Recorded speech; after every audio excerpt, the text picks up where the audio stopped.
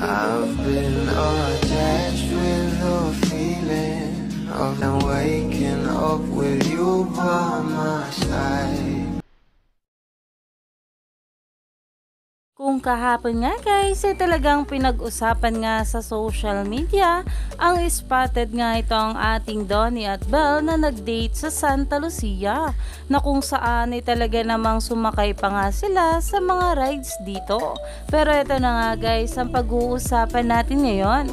Alam naman natin na itong ang ating Donnie at Belle, ang kanilang Can't Buy Me Love ay talagang palaging ang nagte-trending sa social media, lalong lalo na nga talaga ang mga behind the scene na bawat larawan ng ating couple na sobrang sweet na sweet talaga sa isa't isa, at grabe nga rin talaga magkulitan ng ating couple. At eto nga guys ang bawat larawan nila Donnie at Belle na kung saan ay sobrang happy nga nila dito, at talaga namang napahimlay malala na nga ang maraming bubblies patungkol nga rito.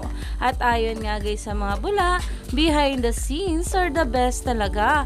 Ang cute-cute Donbelle or Bingling, ano ba? Hashtag Donbelle, hashtag Can't Buy Me Love. At ito pa nga guys ang sabi, wow, may Bingling. Dahil grabe nga talaga ang love team sa Can't Buy Me Love na sila Bingo at Caroline, na kung saan ay Bingling nga ang tawag.